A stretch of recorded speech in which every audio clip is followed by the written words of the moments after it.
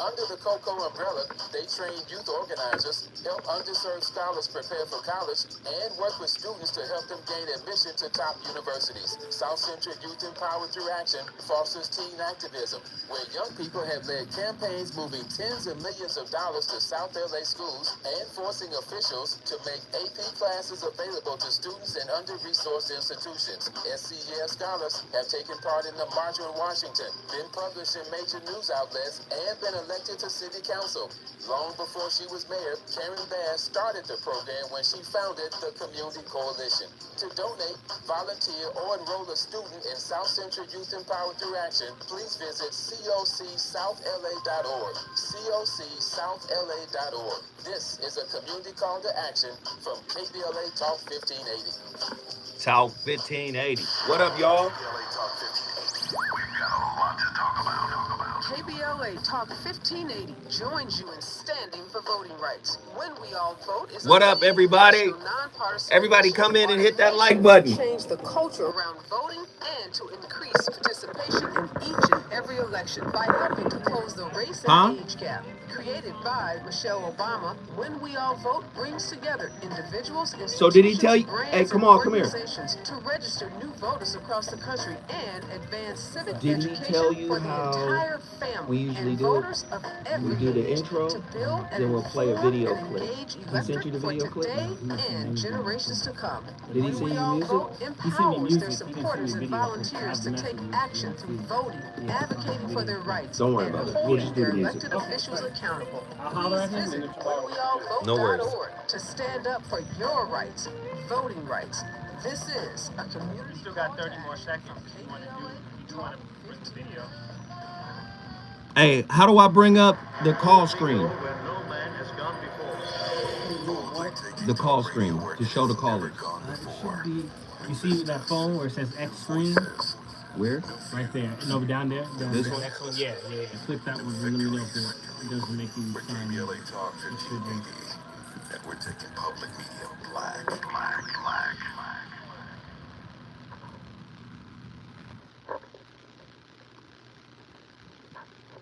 There we go.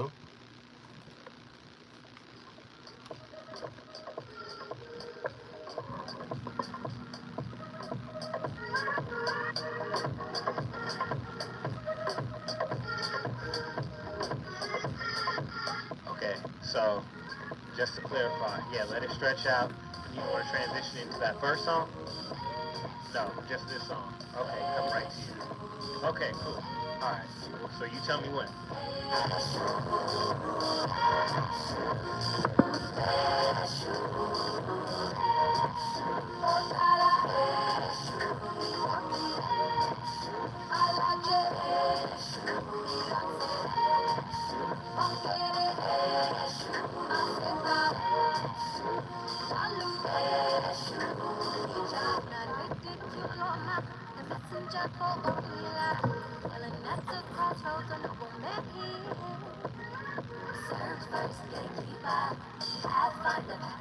Ready? Nope.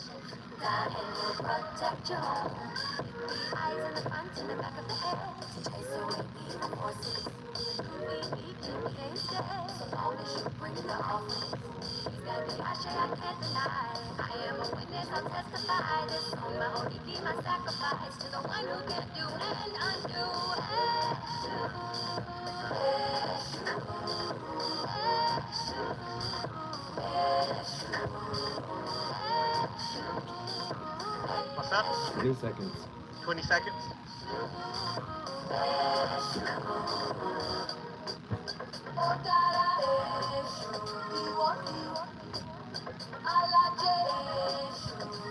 Ladies and gentlemen, you already know what it is. Wednesday, hump day. The voice of reason returns with another slapper. Ladies and gentlemen, the VOR is definitely going to be on fire tonight.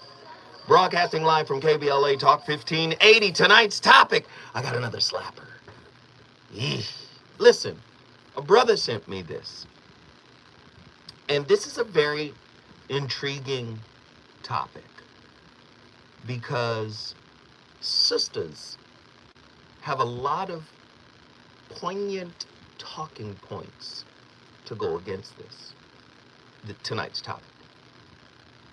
And the brother sent me the topic, and it sparked my interest. An intriguing look at the concept of struggle love. Now, struggle love is a common colloquialism today, right? Basically saying we struggling, we ain't got no money, we're broke. But that can be taken to different levels of consciousness. You can say we've got all the money in the world, but we are spiritually broke, emotionally broke, empathetically broke, psychologically broken, right? There's different levels of broke under this umbrella of struggle love. But his next question, the sub-question, the subtext, so to speak, really elucidated a particular problem that we have in our community. And that is, you have to suffer to love me. And I believe that a lot of brothers believe that the best way to prove you got a ride or die chick, you got somebody that got your back, is that you've got to put them through hell and high water. And they got to really kind of take your mess in order to prove to you that they're down with you. The brother gave me the topic today. You have to suffer to love me. Why do we accept suffering as a norm when nurturing love? 1-800-920-1580. Can growth thrive without constant pain? Is shared happiness feasible without trials and tribulations? 1-800-920-1580. I want to know. You hear people say it all the time. Relationships are hard. Marriage is hard. Loving on somebody is hard. But does it have to be? Are we living a self-fulfilling prophecy by making it normal to think that we got to struggle in order for this relationship to be successful or healthy? 1-800-920-1580. You already know what it is. Non-judgmental conversation. I want to know, what societal or cultural influences contribute to the belief that suffering is necessary in a healthy relationship? 1-800-920-1580. How do personal experiences shape our understanding of suffering in relationships? 1-800-920-1580. Are there any benefits to experiencing suffering in a relationship? If so, what are they? 1-800-920-1580. I want to know, do you struggle to love your partner? Does your partner struggle to love you? Or on another level, did you have to put your partner through the ringer? My woman told me she's disgusted by it. Having to stick by somebody that has dogged them, that has hurt them in some way, and using them dogging you as some type of badge of honor of downness, of I've got your backness. Yeesh. An intriguing look at the concept of struggle love. You have to suffer to love me. Is that true? Do I have to put you through a whole bunch of drama and unnecessary mess in order to validate who you are to me? I don't believe that this is true. This is going to be a powerful conversation. Now, couples are going to go through adversity. Life is full of adversity. Life is going to give you all the adversity you can handle. Life's going to do that for you. No ifs, ands, or buts. So you don't necessarily have to bring more adversity to the table when the natural flow of life is going to bring its own jet stream of problems into you guys' relationship. What role does communication play in navigating and minimizing suffering in relationship? Oof. Are there any misconceptions about suffering in relationship that need to be addressed and or debunked? Why are relationships hard? Who makes them hard? Do unrealistic expectations make our relationship hard? Does an uninvestigated right, attachment style lead us to suffering in intimate relations? I want to know tonight, why is your relationship so hard? Why are you struggling? Do you make it hard? Are there opportunities that you refuse to take to make your relationship easier?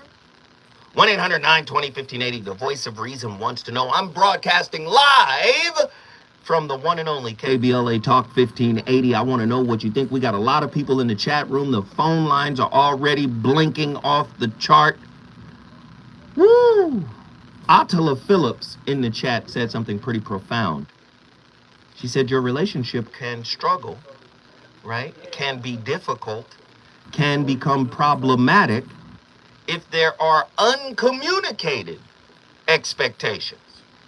When I come forward, the voice of reason is going to the phone lines. I want to talk to you all over the nation. You already know what it is. We got a lot to talk about.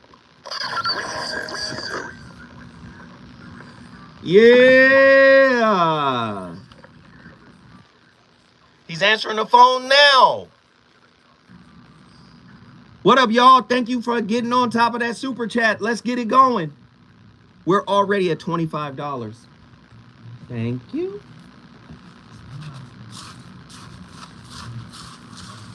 Arabia.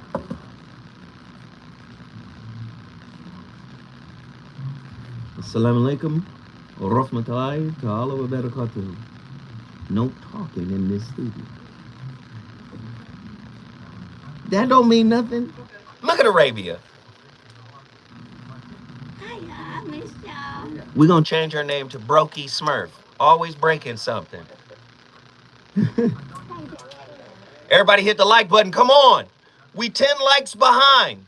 No need to be that far behind with so few people in here. Everybody should hit the like button. It's free. Everybody should hit the like button. It's free. Everybody should hit the like button. It's free. Everyone should hit the like button. It's free. Nobody's hitting the like button since I've mentioned it.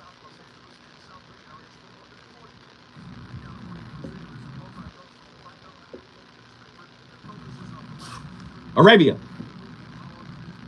أعوذ بالله من الشيطان الرجيم.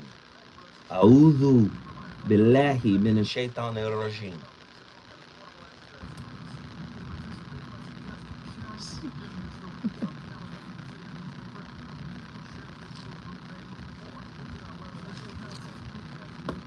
أعوذ.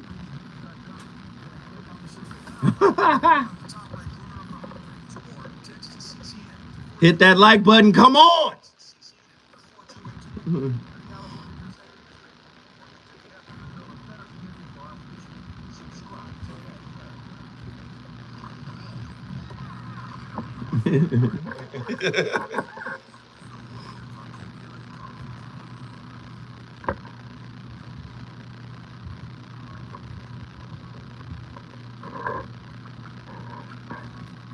أعوذ.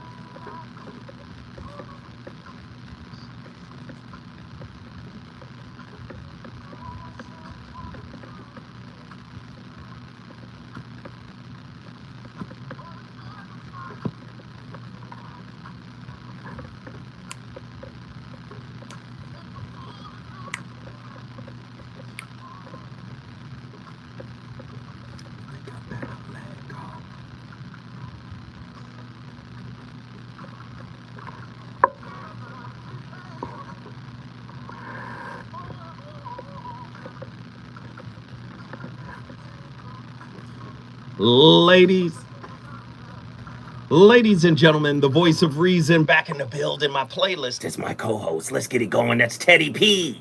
Y'all know what's up with Teddy P. Love TKO, Teddy Pendergrass. So it fits perfectly with tonight's topic. You know my playlist is my co-host. And we're talking about suffering in relationship. We all know we're going to go through hell. But is there a hell we can avoid? That's what I want to know. Because it's easy to have a love TKO when you're unprepared. Spence was unprepared against Crawford. We saw it with our own eyes. We thought he was prepared until he got hit. Many of us in relationship, we think we want a relationship. We think we're prepared for it until adversity slaps us upside the dome piece. Anytime adversity visits your relationship, it is actually visiting your relationship conflict management toolbox. And it's going to show if that toolbox is up for the current calamity. Listen, in the realm of intimate relationships, a prevailing belief persists that suffering is an inevitable part of the journey towards a healthy and fulfilling connection. This belief stems from various factors, including societal conditioning, personal experiences, and cultural narratives. However, it is essential to challenge this notion and explore alternative perspectives that prioritize growth, compassion, and mutual support and respect. You don't have to struggle. First off, you hear people on my show all the time, and I love them to death. But when I start really putting the shovel in the dirt of internal work, and I say, yo, you got to look at yourself. Yo, you got to love yourself. Yo, you have to embrace yourself. You got to embrace your shadow. You got to do the shadow work. And we give myriad examples of how to do the shadow work. We'll have my friends, the people I love, Dr. Jashana Johnson, Dr. Shalonda Crawford, Dr. Sunshine, and many others, Dr. Mayo, Dr. Pakoya Robinson, Dr. Mayumi McKinley. I've had all these beautiful sisters who know this information. They all say, yeah, but that's hard. On the last show with Dr. Jashana Johnson, I brought up the point, should we not normalize the difficulty of self-work? Relationships, I believe, become difficult, become intransigent, because we do have some societal conditioning around doing the work, right? What if we normalized personal growth, compassion, mutual support, and respect as par for the course for relationships? It has to be done.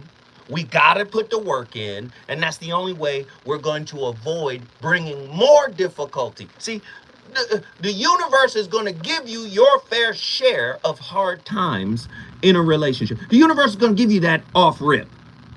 But why not normalize doing the work to where doing the work isn't so hard or scary? You hear Carl Jung say, people will do anything, no matter how absurd it is, to avoid looking at themselves. So why not normalize looking at ourselves, right?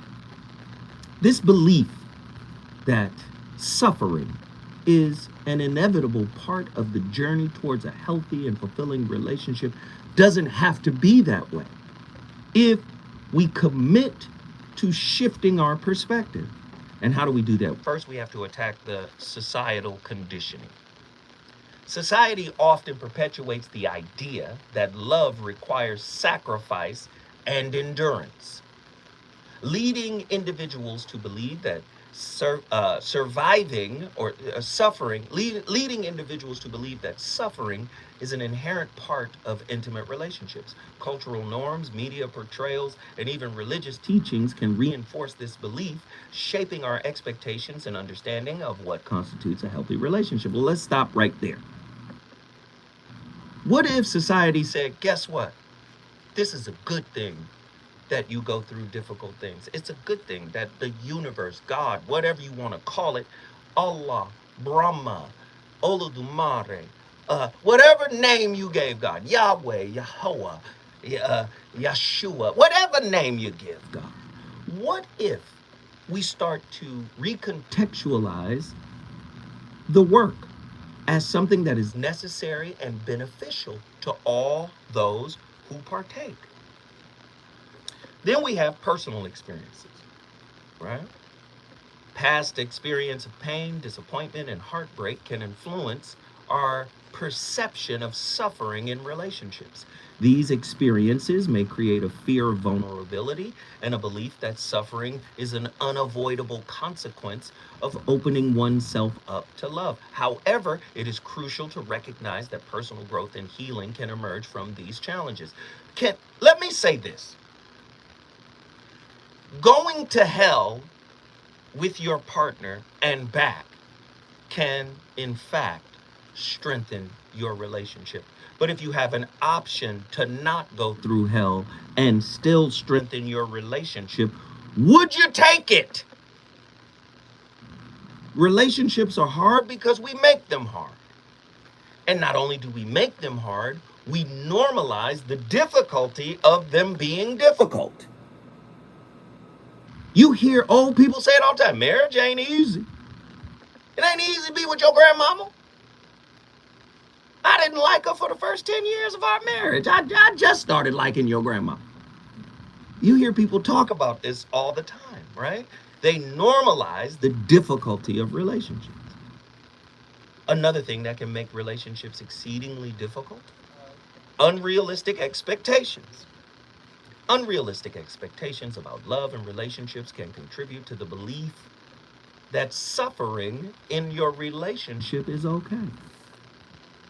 When we hold rigid ideas or place excessive demands on our partners, disappointment and conflict can and will arise.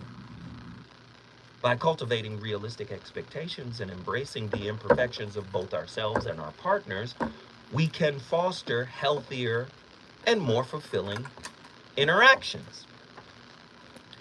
And let me hit you with this. A lot of people lack self-awareness and self-love and healthy boundaries. A lot of people lack those. So you think it's your partner that's the problem, but it could be your self-love and your lack of healthy boundaries that is the real problem.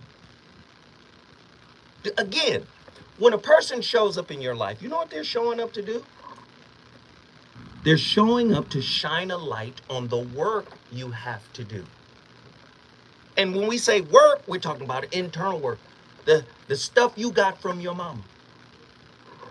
I know, better not nobody say nothing bad about Miss Abernathy. Better nobody say nothing bad about Miss Abernathy. That's my mama now. Don't bring Miss Abernathy into it. Yes, Miss Abernathy is your mama. That don't mean your mama was perfect. That don't mean your mama don't have flaws. And that doesn't mean those flaws weren't transferred to you. And although you love your mama, that don't mean your mom did not help you model lessons that need to be reconciled vis-a-vis your intimate relationship. So a lack of self-love and boundaries could definitely lead to a struggle relationship situation. It could definitely lead to somebody saying something along the lines of what our contributor said when he wrote this topic. You have to suffer to love me. I'm telling you right now, brothers, trying to get a woman to go through hell or putting a woman through hell in order to show her fidelity to you, her fealty, to you, her loyalty to you is simply cruel.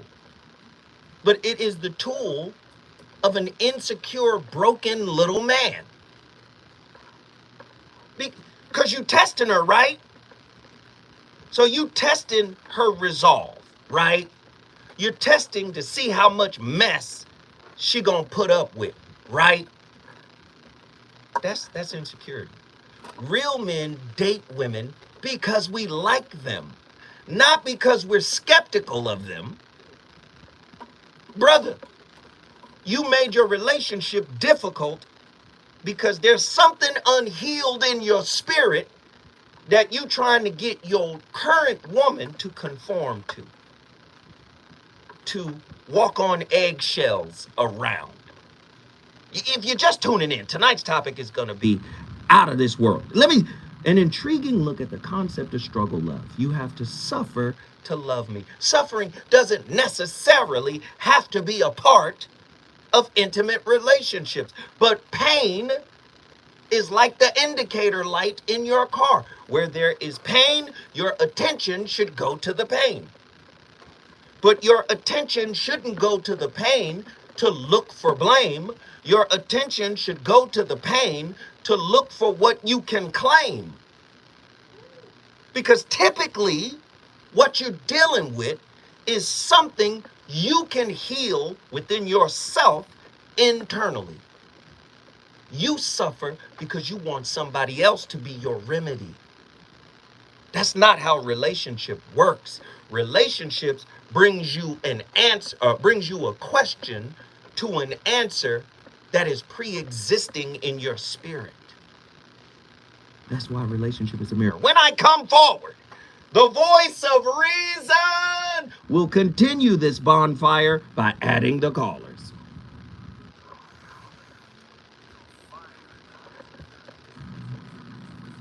Yeah.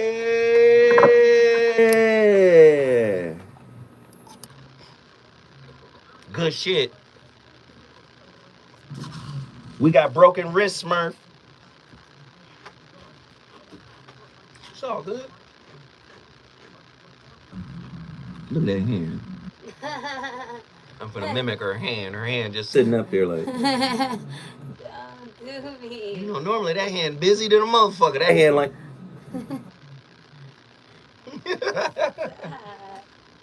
What up, y'all? Everybody hit that like button. We still need those likes. Come on, y'all. Y'all hit us on the twos and fews. There's 52 people in here right now.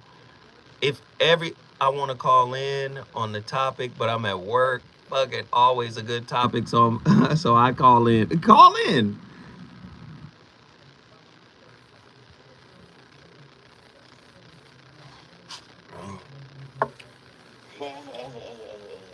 Brother Zoe, you spitting out ghost peppers. True.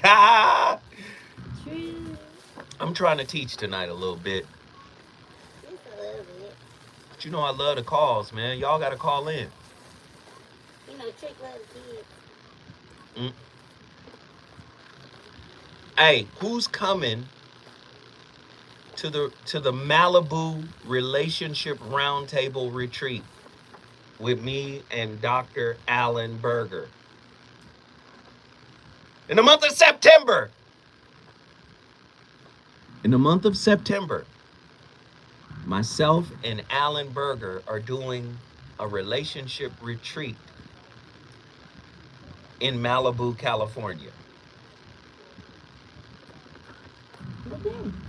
Shit about to be lit. He'll be on Monday, and we're gonna speak on it on Monday.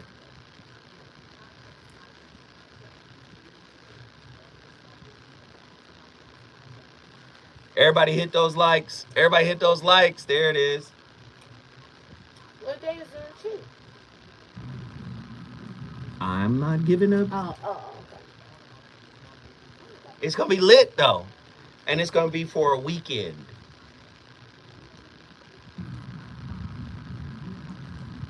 Fly shit. A weekend retreat, Malibu, lit. Are y'all ready? Are y'all ready for that? Cause you getting it in. They can't see. I know that one hand ain't fucking with that food.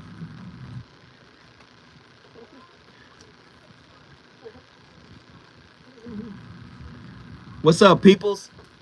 Shout out your brother Zoe Williams. We officially have It's more gonna be likes than Malibu? people. Malibu. Yeah. That's gonna be nice. He's setting it up now. Nice. Who would be interested in coming out here? Y'all tell me.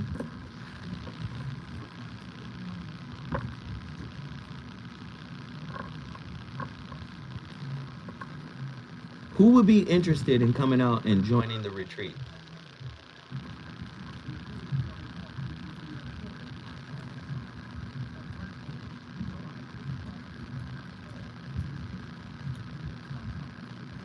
I guess nobody's answering. All right. None of these people in here. I'm going to have to promote this on Monday. I'm going. I'm going. Definitely wish I had the funds, though. Don't worry about it. Speak it into existence. It's still gonna be warm in September. Malibu? What? Speak it to into existence. Texas to Cali ain't cheap. Speak it into existence. I don't know where the money coming from, but it's coming. I got it.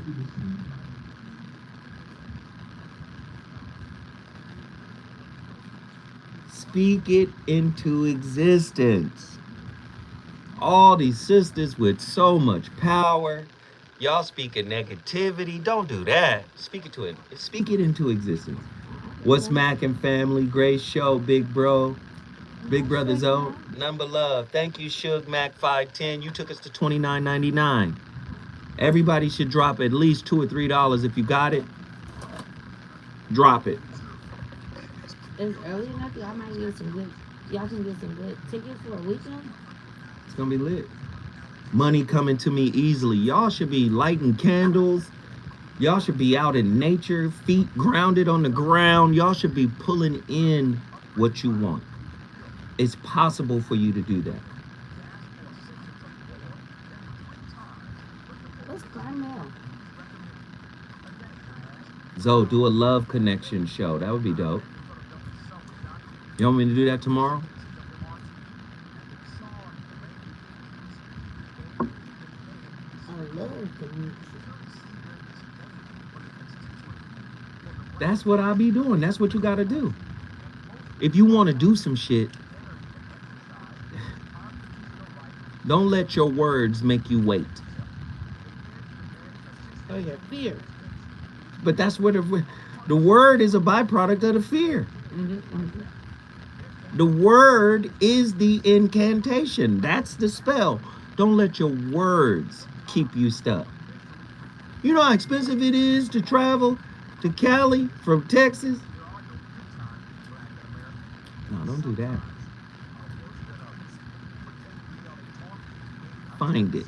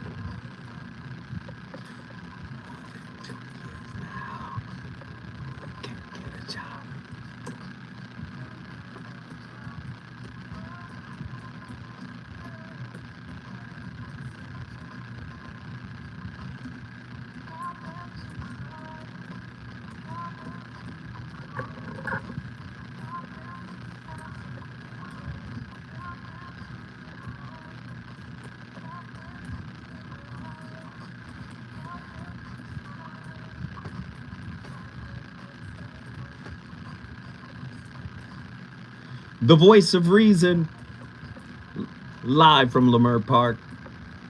On the already legendary KBLA Talk 1580, tonight we're questioning the norm of suffering in relationships. Do we have to suffer? Is the person you're with the source of your suffering? I don't believe the person you're with is the source of your suffering. I don't believe it. I believe they reflect your suffering. Just like they respect your level of self-respect. Just like they respect or reflect your level of self-acceptance and self-approval and self-acknowledgement. If you are not doing the inner work, you don't have soundries, as I call them. Sound boundaries. We call them soundries. Do you understand me? If you don't have soundries in place, but instead you have cloundries in place, fear-based boundaries, ego-based boundaries, rigid, inflexible, non-scalable boundaries, then you're going to inadvertently ask your partner to suffer through loving you. I always tell people to go look up the poem by Rumi. Right? Rumi wrote an amazing poem called On Love. In Rumi's poem On Love, he beautifully captures the essence of the human experience in relationships, including suffering, pain, disappointment, and ecstasy. Rumi suggests that love is a transformative force that encompasses both the depths of despair and the heights of joy. He emphasizes the importance of embracing all aspects of love, including the inevitable suffering that may arise. So many people want cake and ice cream, but they don't want a stomach ache. So many people want soul food, but they don't want hypertension. They want pig feet, they want cracklings, but they don't want diabetes. Listen, no offense to anybody that got diabetes. I'm just saying, when congestive heart failure shows up after all them years of eating poorly, right? Then you say, oh man, I shouldn't have done that. No, listen. Rumi's poem on love lets you know the full spectrum of love. Love is not easy every day. Normalize that, right? I believe we make relationships harder because of our reluctance to deal with what's difficult. Many people don't like to have difficult conversations. Many people avoid real talk, real conversations. Let's get down to the nitty-gritty. What do you really feel? What do you want? Why are you here? Why should you stay here if you're disappointed? People don't want to have those kind of conversations. And then they wonder why love is so hard, why relationship is so hard. But Rumi told you suffering, pain, disappointment, and ecstasy are all a part of love. Rumi suggests that love is a transformative force that encompasses both the depths of despair and the heights of joy. He emphasizes the importance of embracing all aspects of love, including the inevitable suffering that may arise. Rumi's poem highlights the notion that suffering in love is not something to be feared or avoided, but rather an opportunity for growth and self-discovery. Where there is growth and self-discovery, there's an opportunity for self-mastery. He suggests through the pain and disappointment, we can learn valuable lessons about ourselves and our capacity for love. But at the same time, this is the spiritual side, right? This is the elevated, okay, life is going to throw something at me. I'm talking about the other side, which is, listen, whether we came in here with a clean slate with no problems personally, individually, life is still going to throw something at us. And we need to create a unified, healthy front to be able to deal with, to be able to handle what life throws at us. See, we make relationships hard because we don't do self-work. Relationships are going to have their inevitable ebbs and flows. That's just part of the natural flow of life, right? But do we have to make it worse? Let's get to the phone lines. Let's see what our callers have to say. We've got Sean from Oakland, California. Sean, you're on the line. I want to know what you think. Get in here. Hey, brother, what a tremendous show. Zoda, the voice of reason. You're choosing wisely on this subject because, look, the number one thing is, believe me, because I'm just making a joke there. But the fact is, when you really want to choose someone to spend the rest of your life with, it's really an extremely important thing that you're doing, okay? And the fact is, my mother always said this, and I know, there you go. Everything that you've said scientifically there with the people that have studied it and all that, my mother said, make sure whomever you choose to be with you, they'll be with you on the battle lines of everything that comes and is thrown at you in life. Because the fact of the matter is that life is unpredictable. Life is going to throw you some things that are just horrible. And most likely, I hope not for a lot of people, most likely, the highest percentage, 90% of people are going to go through crisis. So you want to have that person shoulder to shoulder with you that is going to work with you to get through the worst things that you can even imagine. And then guess what? When you come out on the other end, it's the strongest relationships you can ever imagine. I like Serious, that. brother. I like it's that. Not easy, but it's true. Because look, when I hear what you're saying, you're so concerned about people, dealing with their self and their personal wounds. That's so important. If you're just trying to block out your past like it didn't happen, that's a big mistake. What you need to do is embrace it and take the bull by the horns and say, look, I've been through all kinds of craziness, and yet I'm going to use this as a strength to, whoever I am ending up with in a relationship, if that's what you choose to do, this is going to be a strength, not a weakness. But you have to communicate it, because if you don't communicate it with someone, you're not going to know how they react. And if you don't know how they react to your wounds and your past, then you're not going to know, are they the one you want to be shoulder to shoulder with in the future. Wow. Brother Sean, once again, words of wisdom from the town business. Thank you, brother. Oakland is in the house. If you want to bring your city into this national discussion, an intriguing look at the concept of struggle of, you have to suffer in order to love me, in order to be with me, in order for me to know you on my team, you got to struggle with me. I don't believe that that's true. When we come forward, we go into Mississippi, Jacksonville, Florida, Dallas, Texas. We're all over the country. Is it good to you? Blink on Ball 4, what up? Thank you for the super chats, man. You got us up to 54. Sonetta, you gonna come see us in Malibu?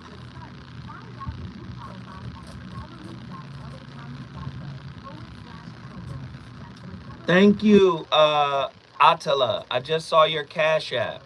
Thank you. Oh, twin. Love you, twin. Woo, woo, woo, woo.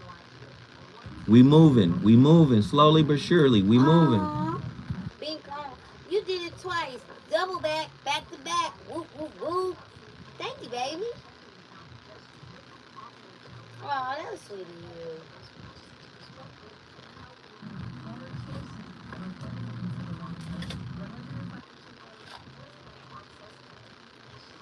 And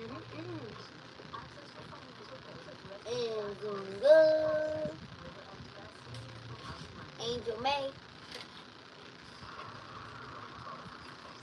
Mimi, pow, pow, pow, pow, pow. I miss y'all. Yogi.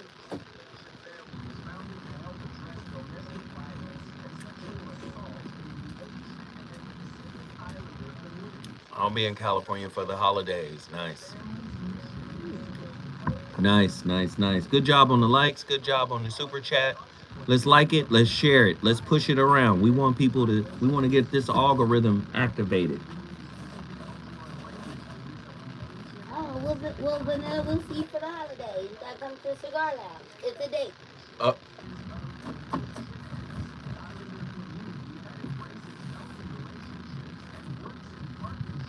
What up, y'all?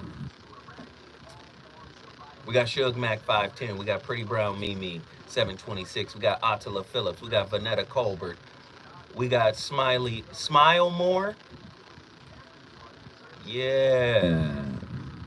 We got Bink on Ball 4. Bink on Ball. We got Yogi Fish.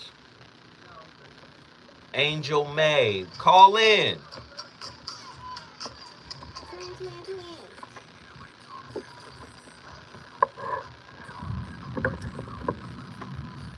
I know it's not already about to be 8 o'clock.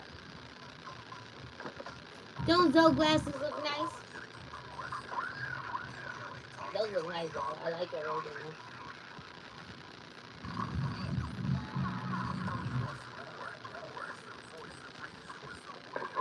With the boundary. It's okay, Sugar Mac. You always show love.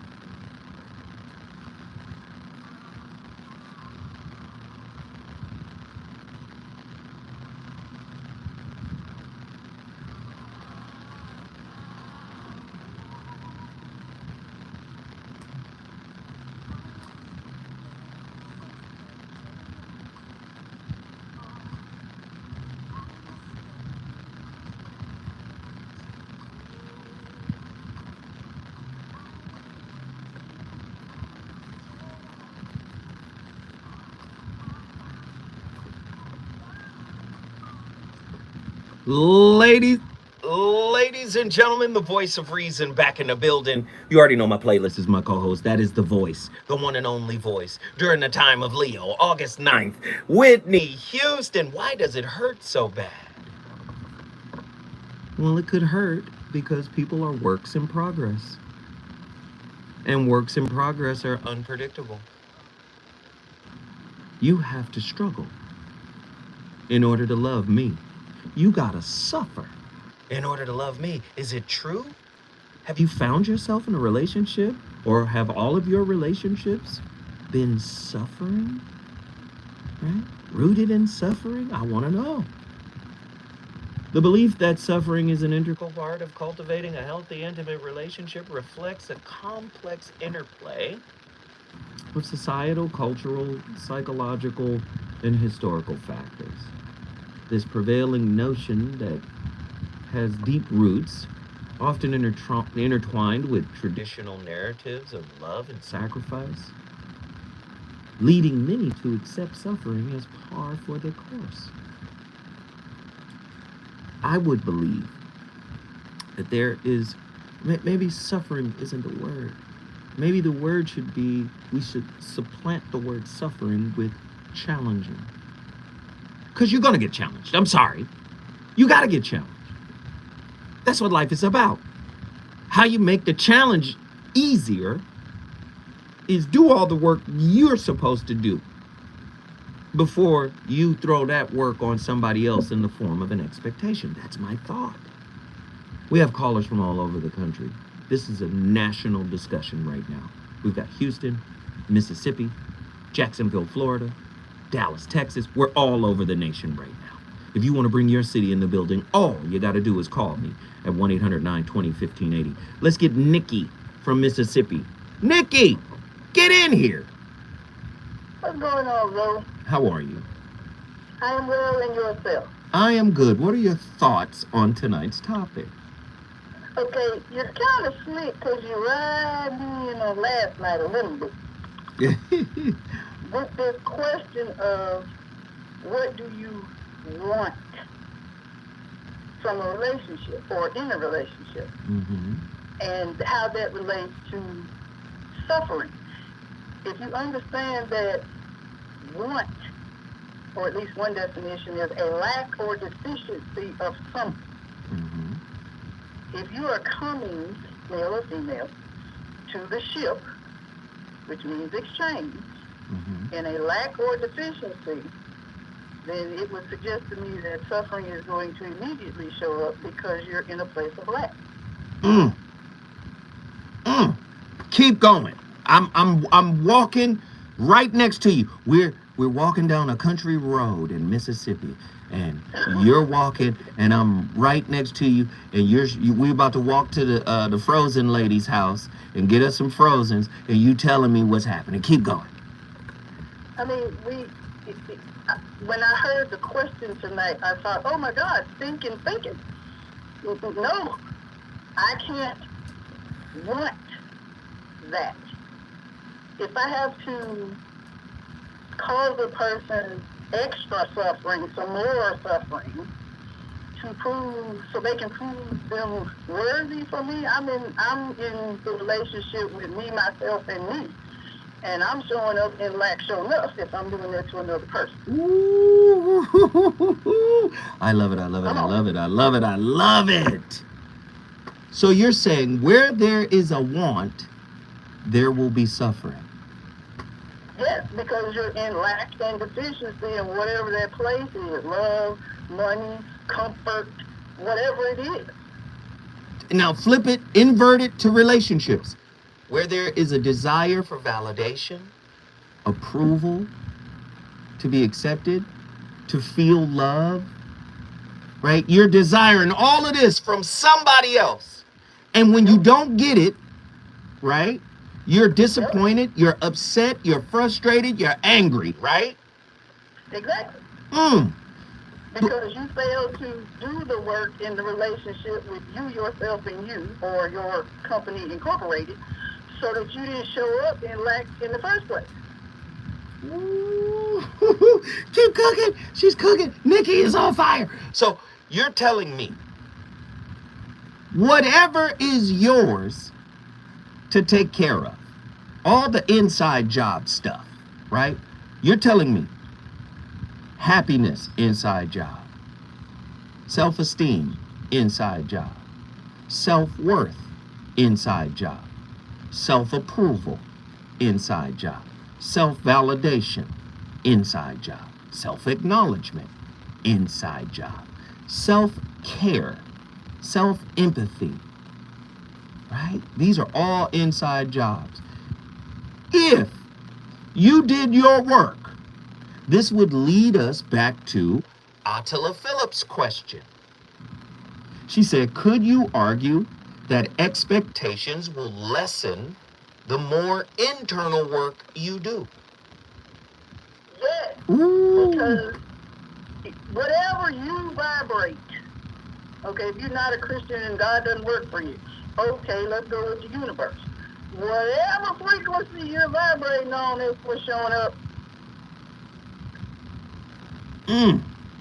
That's what's showing up. That's what's showing up, because that's the signal you're sending out there to get to the place where we're not deficient. Y'all Evangelist said, I've come to help you, but do your work. So let's get off the spiritual and come back to the social. because I'm doing this show tomorrow. I'm just letting y'all know. This is a preview of it. A brother gave me the topic, Yep. right?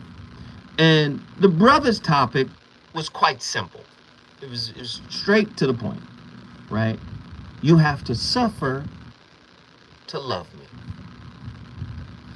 And I shared the topic with my girl. My girl was like, see, brothers be on some weirdo stuff. Nope. Right? And I was like, well, why you say that? Because I didn't see it from the perspective that she was talking about. And what was brought to my attention, a lot of brothers don't like sisters.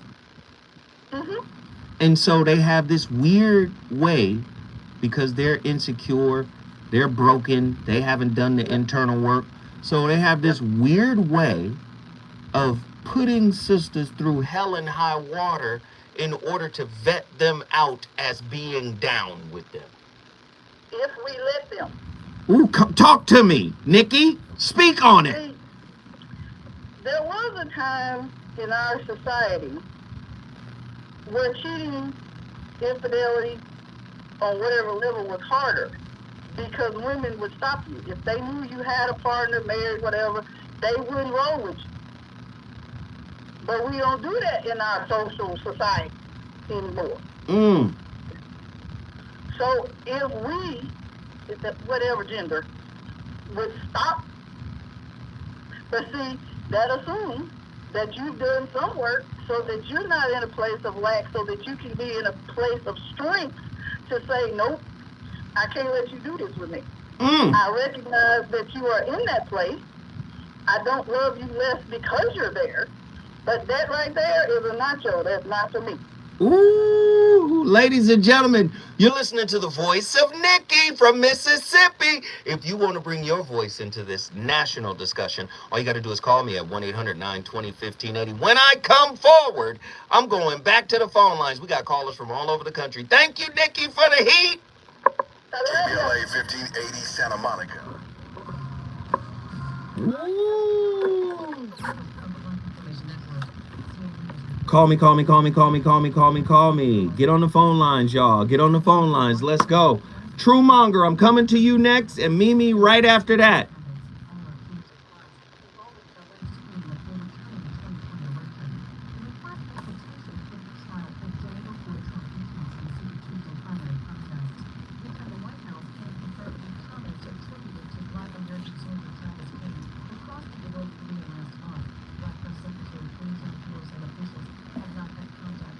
Zoe, your partner is correct. Some brothers are on some weirdo-ish. No, we don't have to struggle.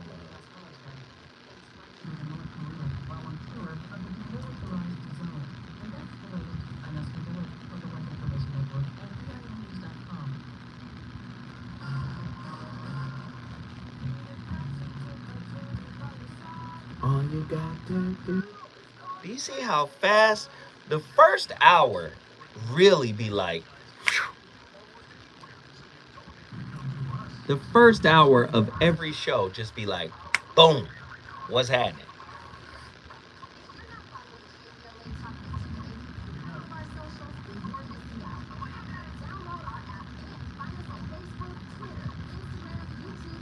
Y'all good?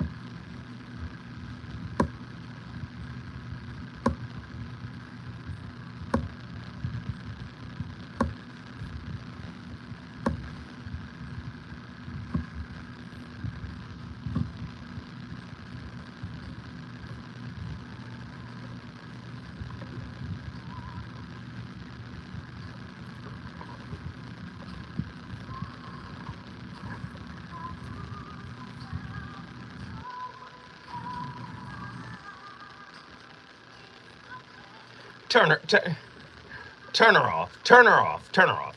You can't ease the pain. The pain is par for the course.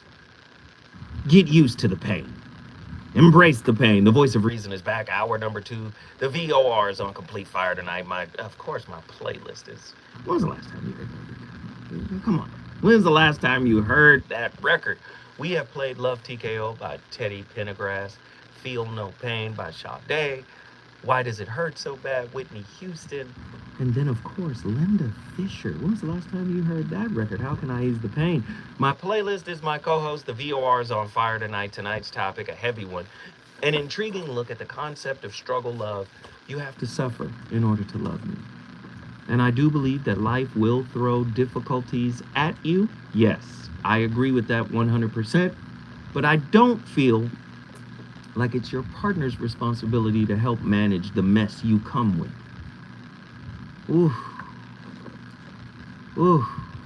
You want that relationship to survive a little bit, you're going to have to do some self-work, right? Or you're going to make an already challenging prospect, which is cultivating a healthy relationship with somebody, that much harder. We're on fire tonight. Let's get these callers in here now. We got Truemonger from Dallas, Texas. Truemonger, get in here. So, What up, brother? trying to digest this topic here, because at one point it sounds like you're talking about a man or a woman being somewhat verbally abusive in a relationship to see if they'll stick with them, see how they can handle that, or if like adversity comes up, will they stick by you or take the opportunity to bounce on you? Okay. So I'm trying to Well, get a clear picture of it. well, take this, what I'm about to say. Mm-hmm. I can be challenged by life by myself. See, you're gonna get the life challenge regardless. Mm-hmm. So you heard that old saying, I could do bad all by myself. Well, you could say I could do the challenge of life all by myself. Mm-hmm. It's the same thing. What that statement, I could do bad all by myself, is actually saying is, I don't need your mess, right, to compound the mess I'm already dealing with. I could do bad all by myself. I could deal with the challenges of life all by myself. Mm-hmm. If you're going to come into a relationship with me, you are responsible for doing some type of self-work that lessens the amount of work that is already inherent in intimate relationships. You understand what I'm saying now? Yeah.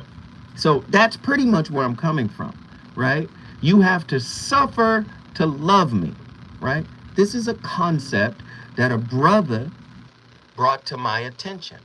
From the questions that he gave me, I noticed that those questions are a bit skewed towards the woman having to go through hell in order to prove her worthiness of even being with the brother. And I'm saying that's toxic. Mhm. That's toxic. That's what I'm saying. Your thoughts? Yeah, it is toxic because you don't have to do that to somebody that you supposedly love and care about. Mm. You know, like you said, adversity is going to show up regardless.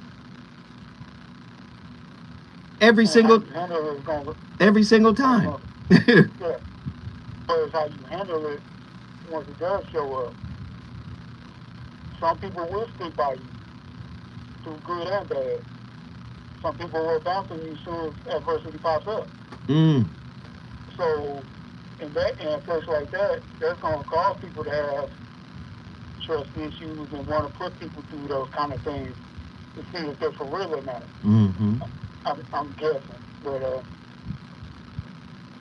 But what I'm saying is, the person who has to put somebody through something is a paranoid, skeptical person. Trust me, I'm a paranoid, skeptical person, especially in relationships. I just don't, it's hard to trust, it's hard to open up, it takes me a while. So, Yeah. but I think it's wrong to say, I'm gonna put you through something. right? Especially if the something is negative, like, oh, I'm gonna cheat on you on purpose, right? Yeah, this premeditated. Yeah, this premeditated. Yeah, yeah, that's my thought.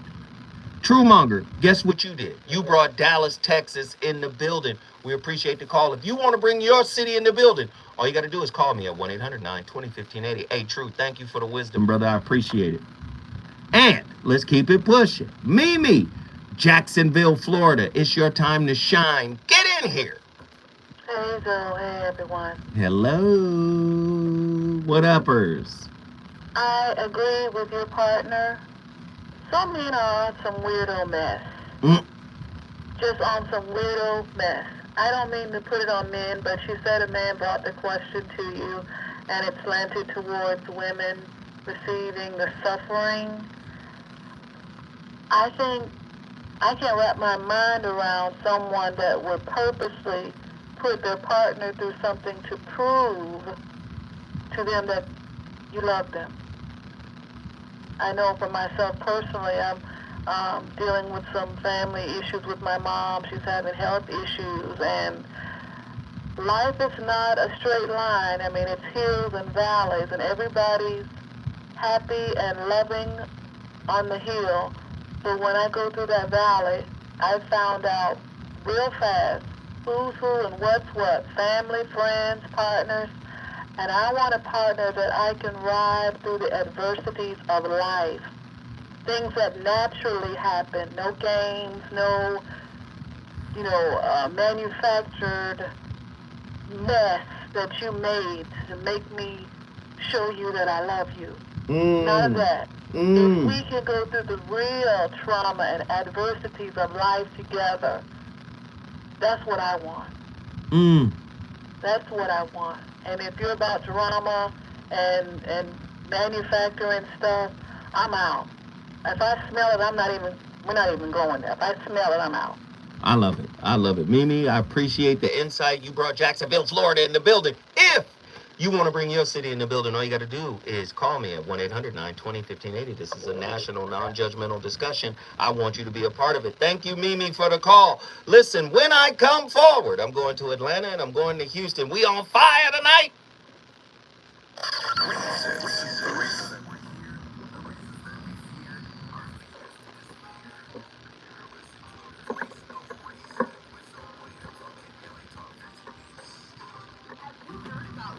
Callers. I need 2 callers. I need 2 more callers. I need 2 more callers. Who's going to get involved? I need 2 more. Holla at your brother Zoe Williams. I need 2 more callers.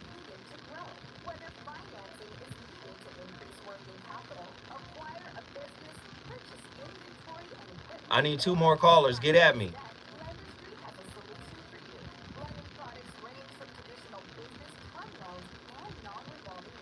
Truemonger, fire call, bro.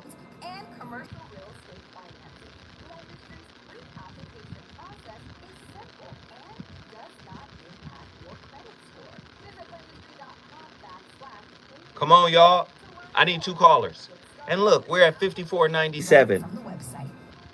Come on, y'all. Support the channel if you can.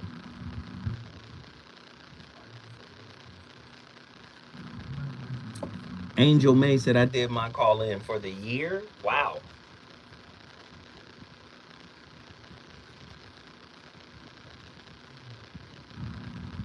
One call for the year? Wow.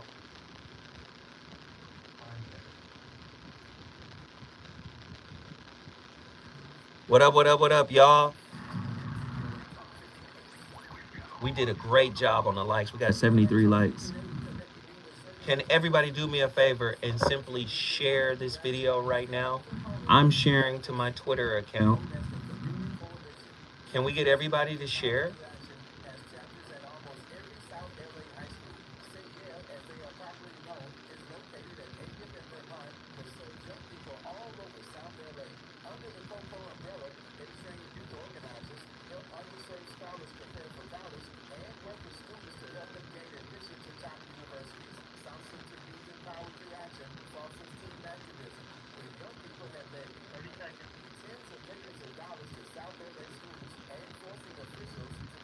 30 seconds. Available to students at under-resourced institutions. FBA and scholars have taken part in the March in Washington. They published some major news outlets and been elected to city council. Long before she was mayor, Karen Bass started the program when she founded the Community Coalition. To donate, volunteer, or enroll a student in South Central Youth Empowerment Action, please visit cocsouthla.org. cocsouthla.org. This is a community call to action from KBLA Talk 1580.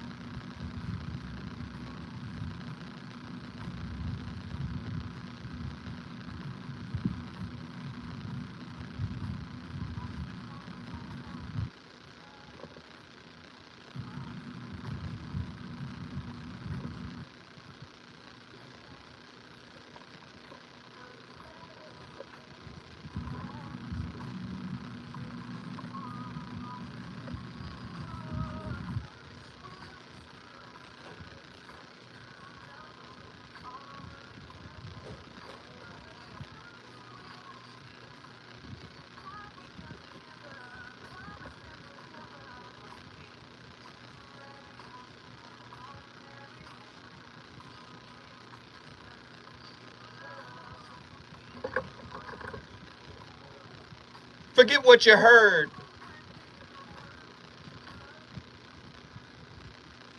Will you love me when it hurts? The conviction that suffering is an inescapable companion in the journey of nurturing a healthy relationship is often intertwined with the haunting echoes of one's past traumas and unresolved issues.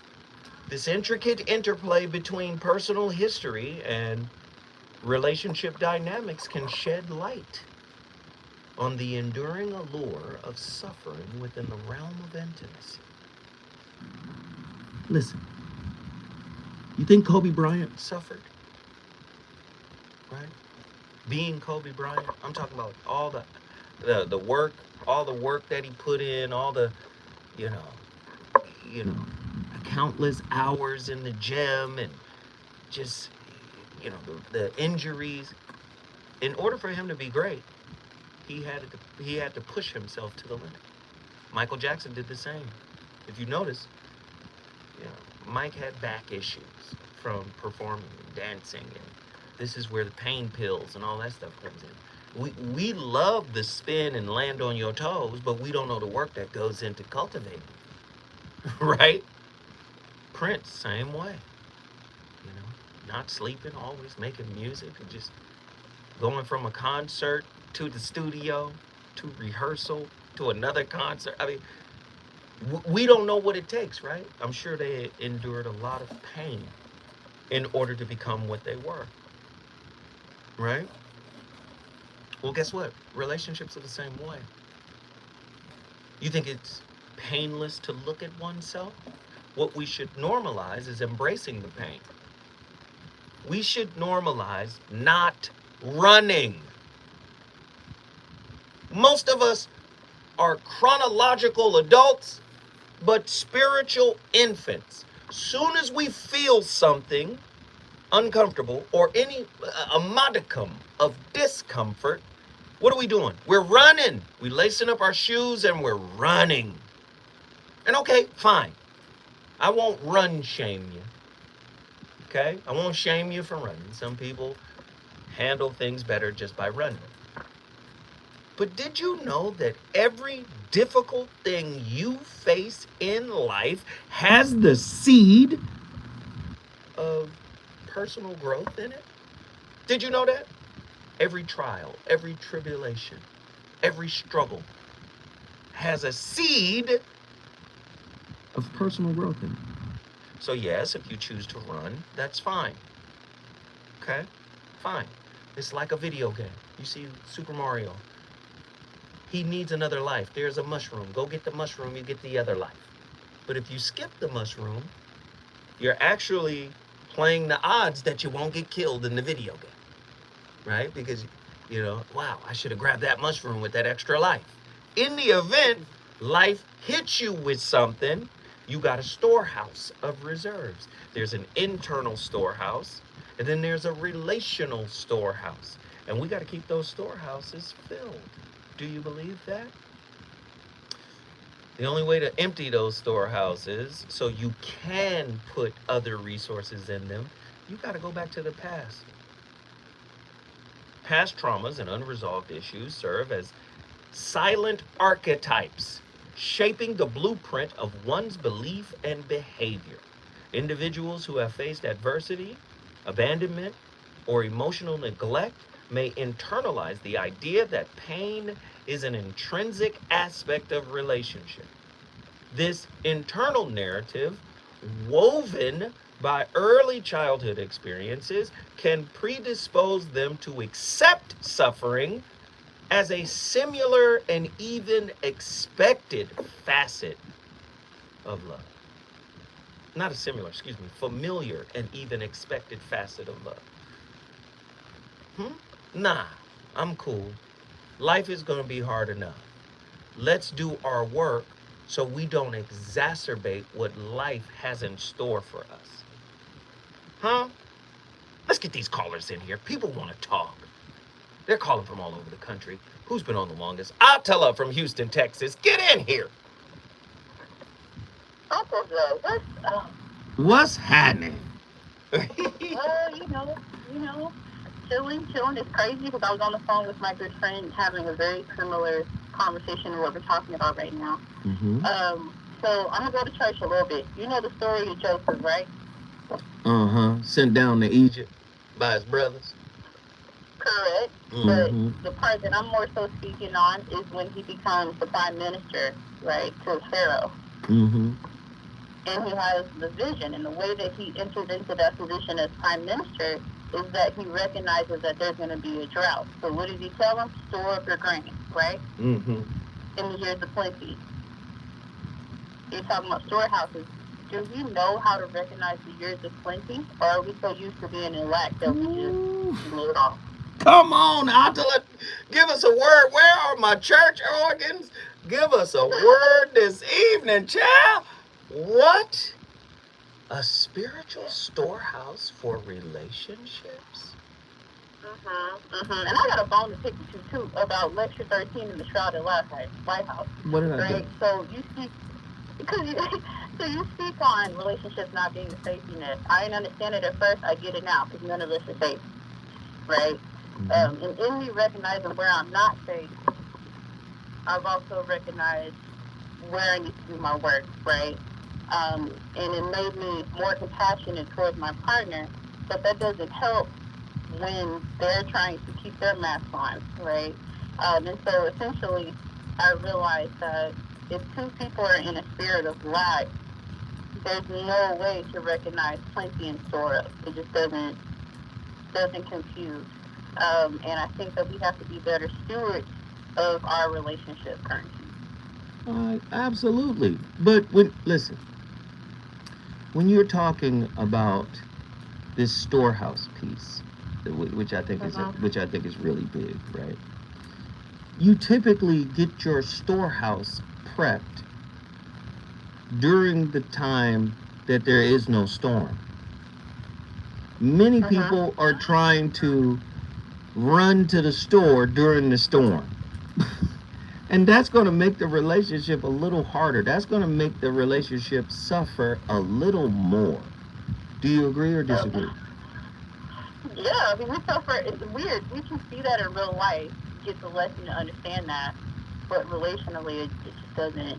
Yeah. Now, back to your point about the Shrouded Lighthouse. The book itself is telling you, you attract what you are. That's the whole book. Even the side of you that you hide from you is still actively attracting a mirror image of itself. So when you say one broken partner or can't help another broken partner, well, it's not about helping. It's about seeing And then I say what? Seeing what? What are we looking for? Seeing how you show up. You have nothing to do with how they process their issue, right? Their perspective of you. You have nothing to do with that. You cannot see through their eyes. You cannot understand yourself through their experience of you. All you can do is look at how you show up. And oftentimes we find people who find the Shrouded Lighthouse or the Relationship Dismount or the holographic relationship books, you find people parroting what's in the book. But that's not what we want. We want you to get in alignment with some of the principles that are in the book if they so fit you, right? But if they don't fit you, what I hate is to see people teaching on something that they just read 2 months ago. Right. Listen here, let me tell you something. I read a book called The Shrouded Lighthouse by a brother that's on KBLA named Zoe Williams. Let me tell you something. See, your problem is, what's happening with you is your dark lighthouse, according to his book, your dark lighthouse is your lead, that's your lead lighthouse, see? Now, what you got to do is find a way to get your dark lighthouse to take a back seat. So because the dark lighthouse is fear and ego, and you want to move that to... Don't teach what you just digested 2 months ago. Don't do that.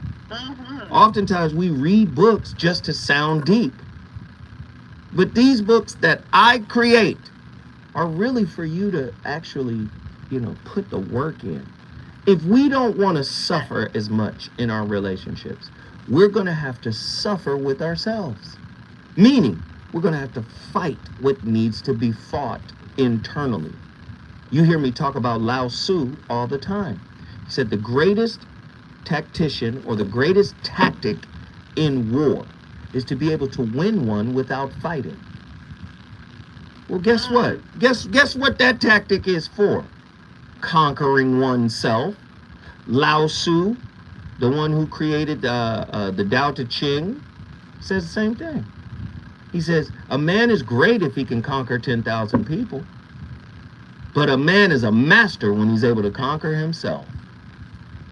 So, we know life is going to hit us with whatever issues or problems we might have to face. Let me give you an example. Derek Fisher was playing with the was playing with the Utah Jazz when his daughter was diagnosed with some rare form of cancer or something in her eye.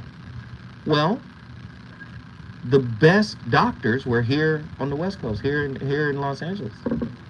He was able to come back to the Lakers and get his daughter set up, right? That's something life threw at him. He didn't know. What about Bronny? LeBron James' son just collapsed on the court at practice at USC, out of the blue, random. He didn't know. See, life is going to hit you with things. Life is going to hit you with things. It's best to have some of the stuff that you're struggling with internally reconciled before you get into this relationship. Because if you get into a relationship with unreconciled wounds or unrequited wounds, the wounds are going to take center stage because they need the attention. They need the fuel. You hear people talk about narcissistic fuel. We got to talk about the fuel that you got to pour into unrequited wounds. You talk about you got to suffer to love me. Yeah, if you got unrequited wounds, it's going to be hell loving you. I'd rather have what life... Real quick. Go ahead, yes. But what I was going to say is, we also should speak on the aspect of the woman that is actually doing the jumping through the hoops, right? Like, what's their makeup? What are their views that they're struggling with that would even put them in that situation? Wait. Or rather, put them in a place to stay in that. Wait, right? Atala, did you talk to my girl? No, because these are the exact words she used when she was describing this. She was like, some dudes want you to jump through hoops. I've been that person. I am not ashamed to admit that I have definitely found myself jump through hoops. And I think the connection that I had to make is that that was my upbringing. Like, prove yourself, get the A in class, get the, score the vote, whatever the case is. That has always been something that's at the forefront of my mind. It's like a form of perfectionism. And I feel like if you're somebody who deals with that struggle of trying to get things just right, or well, wait, well, I'll be good when I do this. Like, if you think in that way, you're literally drawing in a person that's going to say, I see your need to prove your neediness, and I raise you more manipulation. Now, Truemonger pushes back and says women do make men jump through hoops as well, and I agree. But I believe pretty women, gorgeous women, yes, they can make a lot of men bend over backwards. I think I heard somebody at the Cigar Lounge call it pretty privilege today. He was like, she got pretty privilege. She can manipulate, flirt to convert, all of this other stuff. I do believe that's a unidirectional thing that men do to women and women do to men. But I think men are in. Let me just say this: a man with money will probably make a woman jump through hoops, and I would say that's because he's insecure too. I mean, sometimes it's about money or looks, and sometimes it's just because you don't know yourself. You're lacking within self. Anybody that's lacking in self-worth is going to jump through hoops. Stay with me. Don't go anywhere. Don't go anywhere. Attila is on complete fire right now. The voice of reason is crazy. Live on KBLA Talk 1580. When we come forward, we got a lot to talk about. Ooh.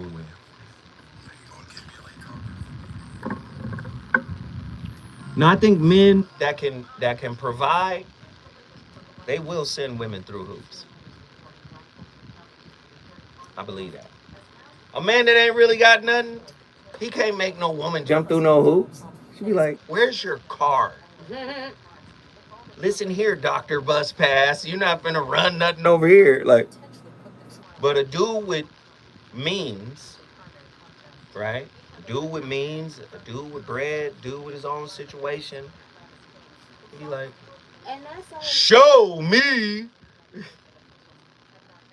A pretty woman wants a man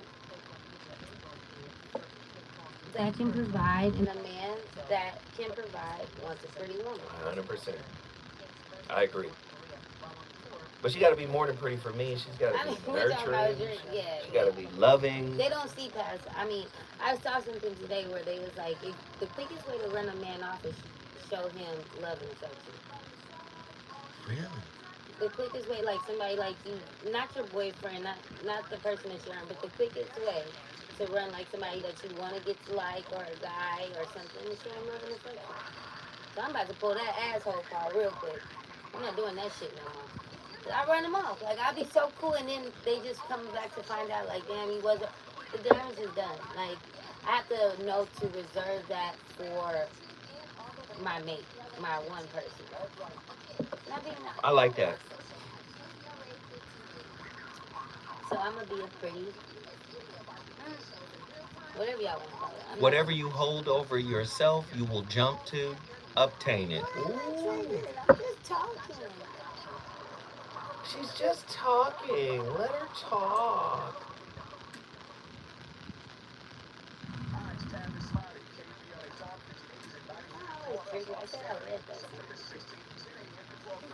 Yo. Guess who's getting syndicated?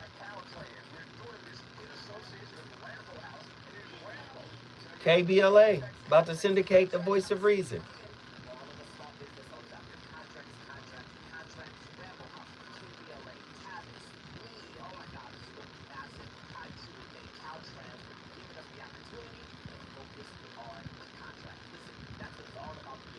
Oh, and another thing.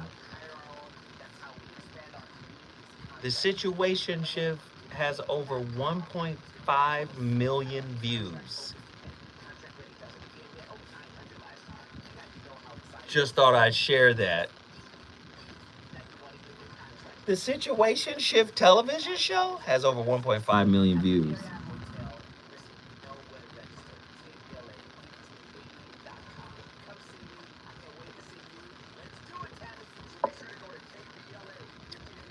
Off the app alone? Huh? Off the app alone? People watching the show. And that's no replays. That's typically live from all over the country. This topic is hella on point. Thank you, Suge Mac 510. Syndicated and certified. Whoa.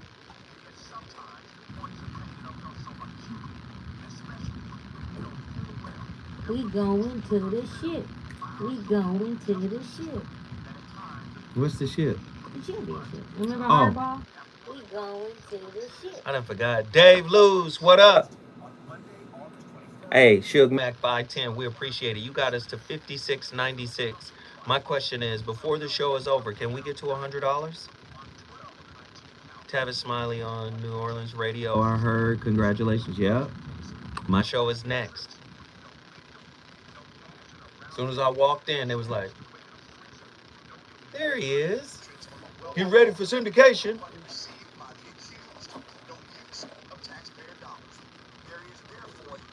Hmm?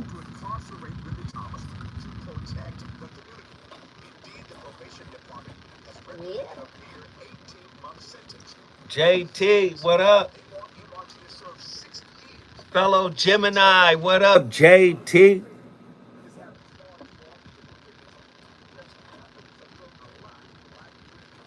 Twos and Fuse, 27 minutes left. Can we reach the $100 mark? We're at 56.96. We still got 58 people in here. If you guys drop $5 a piece, boom, explosion.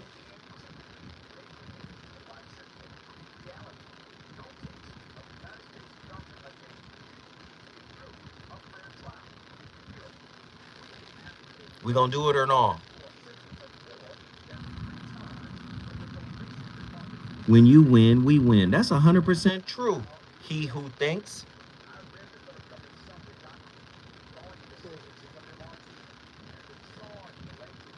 As you said, when we win, you win. Yeah, it's time for people with good hearts to finally win. Perfect timing. He who thinks will. Perfect timing. Get your final thought together. Attila, I'm coming right to you. Go, Twin, go. Are the format / times changing for the show? No. But the show is also getting picked up by another television network here in Los Angeles. I don't want to give up. I don't want to give away too much. Be young, true monger. Come on, y'all. Y'all got us to $71.95. Let's go. We are less than $30 away, my peoples. We got another television network picking up the TV show. I got that call today.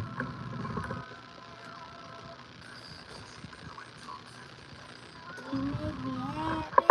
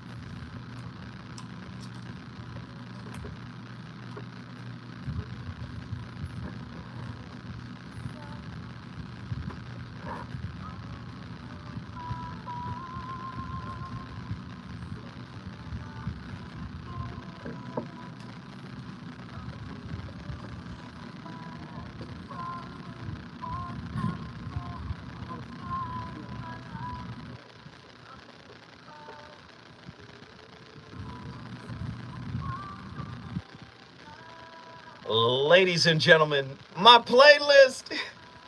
You'll never be able to unbreak your heart. Once it's broke, it's broke.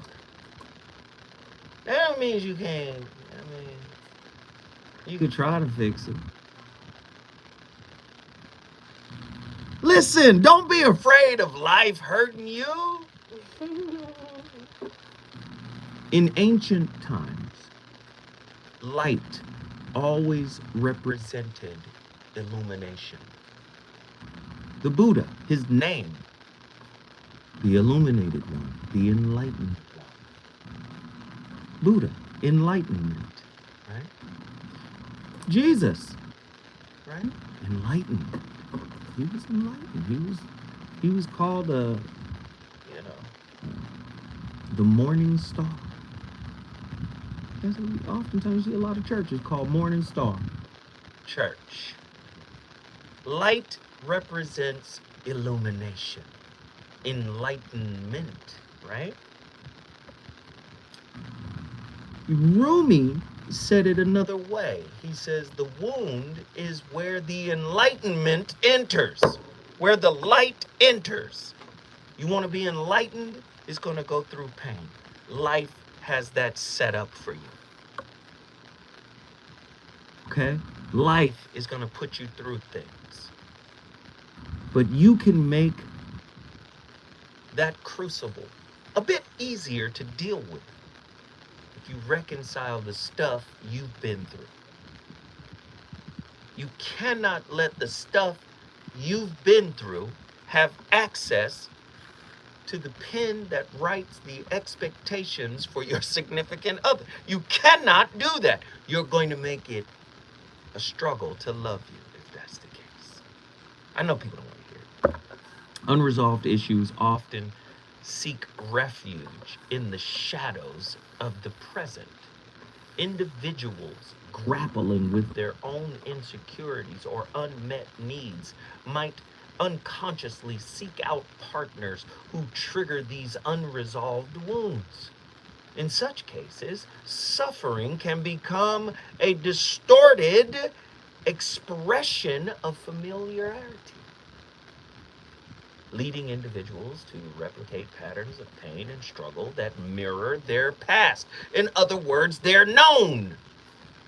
This is why Krishnamurti wrote his famous book, Freedom from the Known.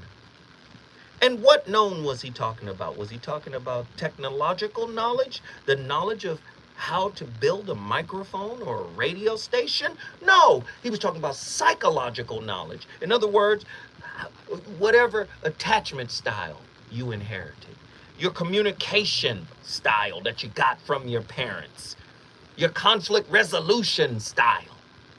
This is what makes you more difficult to live with, I should say, more difficult to love on. And with all of that going on, internally, spiritually, psychologically, then we got the brothers out there who want to make a woman jump through hoops by dealing with all his mess. Cheating, lying, stealing, whatever, manipulation, abuse, control, whatever men put on women. These brothers would say, well, it go both ways. Yes, true, Monger, it does go both ways. But aren't we the leaders? So isn't it fair that I call out my brothers to the floor? Heavy stuff tonight. We got callers. Attila, get back in here and finish your final thought. Let's go. Talk to me. What are your final thoughts? Yes, can you hear me? Yes. All right, so your unmet needs and your unrequited wounds construct the hoops that you end up jumping through. So it's not about material. Wait a minute, so the wounds are doing the constructing of the hoops.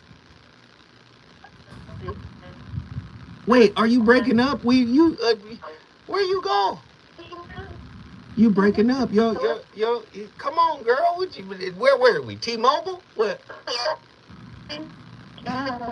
You breaking up, hon. I'm sorry. We got to drop you. But call back, please, because you were cooking.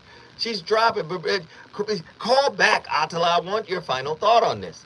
Let's get Donata from Atlanta, Georgia. Donata, get in here. Hi, Bo. Hey, hey, hey, hey. Oh, this is, hey. Okay, now I know who this is. He got your name wrong, sweetheart. We sorry. That's not Andy, is it? No, that's not Andy. Andy is not here today. This is Brother Kamal. But that's Vanetta. Okay. What up, Vanetta? Get in here. Hi. We're alive and well. Talk to us. It's always difficult to go behind Atala. She's good. We love Atala. Because everything she was saying, I was thinking the same, pretty much the same thing. So you saying I should have got to you first? No, it's just, I don't, Well, okay, I'm going to try to. I was about to say, tell me. Come on. Talk to me, Vanetta. It's been a while. Okay, it's just like she said, what would make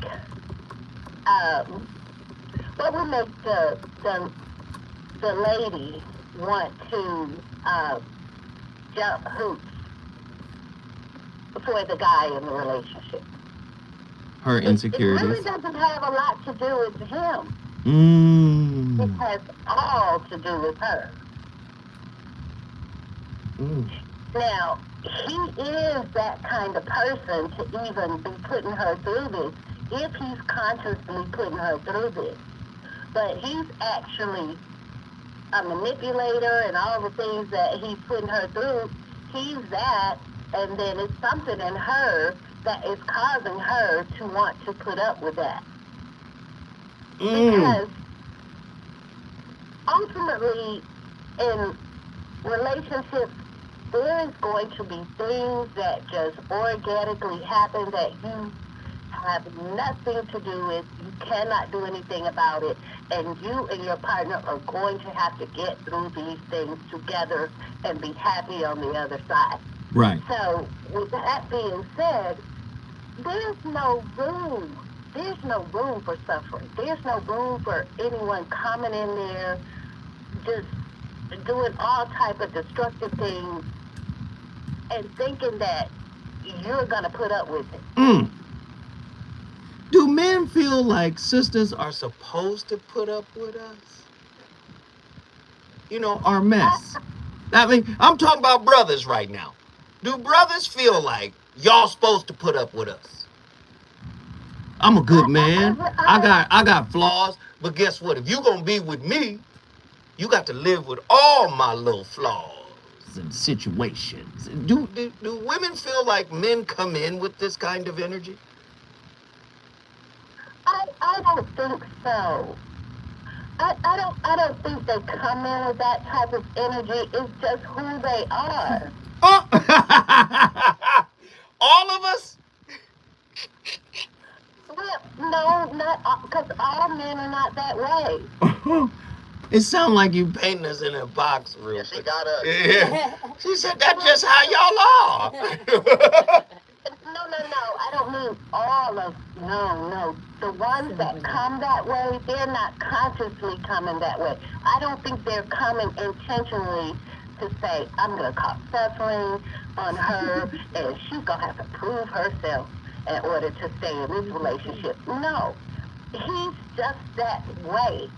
And he's being himself. And when she sees that, she's really seeing who he is.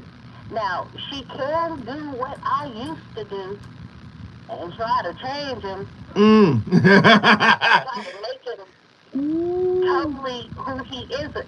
But there's no way out of that. That is who that person is. What you're seeing is what you're getting. I'm not saying all bad. I'm not saying all bad because he's not going to show her all bad, but those things that's causing her to say things like this. I've got to jump through hoops to be in this relationship, to be with this person. But now to stay with us when we come forward. We're going back to Atlanta.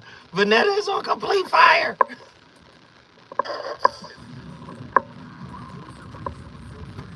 Vanetta cooking. Vanetta is cooking. Look, y'all. We're at 71.95. Huh? Oh. Look, we're at 71.95. Can I get us there? We have about 12 minutes left in this show. Can we get there? Everybody who can do it, who hasn't done it already, there is a $sign at the bottom of the chat. If you haven't done it, please do it. Drop $5 on this show and get us to our goal. Our goal is to rake in at least $100. If you guys can do that for me, I'd appreciate it greatly. For everybody that has already shared their bread and showed their love for the channel appreciates you. I appreciate you. Thank you, thank you, thank you, thank you, thank you for sharing your twos and fews with this channel. But please, if you haven't done it and you do have $5 to drop on this channel, please show your support right now.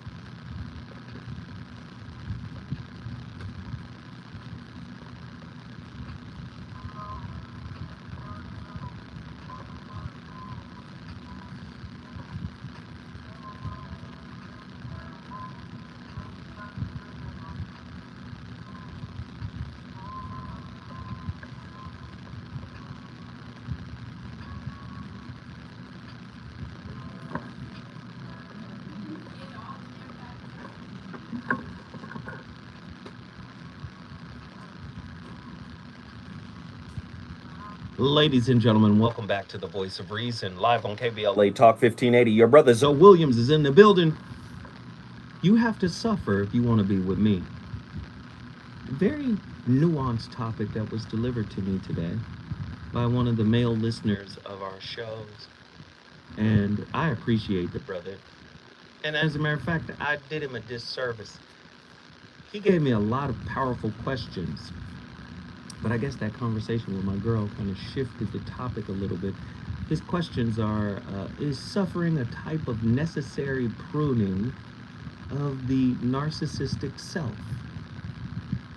Right? Maybe you got to go through something in order to realize that you're narcissistic. Does suffering in relationship occur consciously or unconsciously? Is suffering defined as when you give up control to another, or when someone takes control of you for a potential outcome? Are people who suffer in relationship in control of it or not? Can suffering for love break down and therefore crush dualistic thinking and ego defensive?ness? He had a lot of powerful questions. And his name is let me get his name correct. A.B. Atwater. I think he's a listener from over in Japan or something like that. We appreciate you, Atwater, for tonight's most powerful topic. The echo of childhood dynamics can further perpetuate the belief in suffering's inevitability. Witnessing parental conflicts or dysfunctional relationships during formative years can impact the notion that enduring pain is a hallmark of commitment. It is not. It's good that you were able to get through it, sure. It's good, but that isn't the only way to climb the mountain of success, right? Or to reach self-realization or nirvana or moksha. That isn't the only way to do it. But we're talking about people who refuse to do their own work and thus make themselves into difficult partners that are difficult to love. Heavy stuff. We have Vanetta from Atlanta. What are your final thoughts on tonight's topic? Because you were cooking. Okay, I think I can only speak from a lady's point of view on this because I've been through everything, so I've experienced it. Usually when you're in a relationship, the kids are eventually going to come, or you have kids, or if your kids are grown, then and they're out of the house, it's a little better because you're not so distracted and you can see clearly as things. But as a woman, you don't ever want to be in the position to where you feel like you're suffering. Because what is happening, that will distract you from the necessary things like children. If you have children, you don't ever want to feel that way when you got to pay attention. You got to be nurturing to your children. That, no. Well, I agree with you, Vanetta. I agree with you. You have elucidated on some very powerful things. I appreciate the call, but I gotta push. I thank you though, and I want to hear from you tomorrow. Please call. Listen, we all over the country right now. If you want to bring your city in the building, all you gotta do is call me at 1-800-920-1580. Thank you, Vanetta. Let's get Randy from Watts up in here. Randy Watts, let's go. They sure making it hard. It's so simple, man. I'm listening to this, and whoever this dude is in Japan's a very dark individual. I mean, that dude ain't, if any females out there got some situation like that, bruh, Mother Nature puts us here not equally. There's always more women than there is men, but we don't need men like that. I mean, as a man, you want to go to you want to get PPL, provide, protect, and love. Very simple. And the reason you're doing this is the legacy of your life. Guys like that gonna die in the room by themselves. That ain't the way you want to go out. You want to have your children around you. You want to leave a positive legacy. Right. All you women out there, you watch out. You better ask that dude, did he grow up with a father? If he didn't have no man in his house, you might be in trouble. Wow. That's why that's why we are where we are right now. So many of them busters like that messed up you ladies so bad. It's like rotten fruit at the produce market. You don't want to be picked over. Don't let nobody ride you like that. Hey, Randy, tell us how you really feel, brother. I appreciate it, man. Thank you for the insight. You brought Watts in the building. Legendary Watts from Leimert Park all the way to Watts. We appreciate the call. Thank you, Randy. Now, let's get over to Troy out of Atlanta, our final call of the day. Troy, what are your thoughts? Troy. Hello. He's on. He must have dropped off. Troy, you there? All right, maybe we lost Troy. All right, fine. So let me get back to it. The belief that suffering is an integral facet of cultivating a healthy, intimate relationship is multifaceted. Informed by psychological, cultural, and existential influences, while seemingly paradoxical, the potential for personal growth and transformation within suffering presents a nuanced perspective on relationships. When approached with mindfulness and a commitment to mutual well-being, suffering can indeed serve as a potent catalyst for deepening intimacy and fostering profound personal evolution. Listen, if I want to go through hell, I want to go through hell with her. See, when you find somebody that you can say that about, if I'm going to go through hell, I want to go through hell with her. Right? Or if I'm going to go through hell, I'm going to go through hell with him. Right? If you find that person, that's to me, that's the barometer for understanding, hey, I may have something good here. Do you know that's one of the most difficult things for people to be able to figure out is if I got a good thing or not? That's fact. And you know why that's the case? Because we always want more. Fear, ego, greed, envy, lack of self-love, lack of self-awareness, all of these things make up the board of your spirit. and they sitting around the board basically informing you as to what you should be doing. This is why Krishnamurti wrote the book, Freedom from the Known. All you know is suffering. All you know is lack. All you know is dysfunction. You hear people say it all the time. My brother just called in and said, Randy, if that man didn't have a father in his house, a brother could have a father in his house and still be messed up because the father didn't deal with his internal work. It's hard to love you because you're hard on yourself. It's hard for you to love yourself. It's hard for you to accept who you are. And so what you do is, I'm not going to accept myself, but I'm going to write a whole bunch of multifaceted expectations for you to follow in order to keep my unrequited wounds safe. My wounds got to be safe in this relationship. No, your unhealed wounds make you hard to love in the relationship. How you expect me to love you, accept you, embrace you, build you up, support you, and you only love a third of yourself? What? You love a third of yourself? Huh? That's what the discussion was tonight. An intriguing look at the concept of struggle love. You have to suffer to love me. That's because you suffer in loving yourself. It's one of the most difficult things you've ever taken on as a being. And that's accept yourself and stop blaming yourself and stop guilting yourself and stop condemning yourself and stop speaking down on yourself. If you do it to you, you're going to attract somebody that's going to oblige. We started the conversation. It's up to you to finish it. The voice of reason is on fire tonight. But guess what? The fire is going to keep going. Because my girl, Jill Monroe, is in the building. RSVP up next with another heater.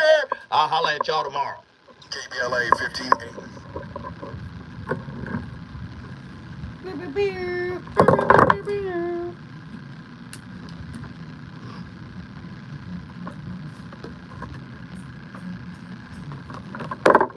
Great show tonight. Appreciate everybody.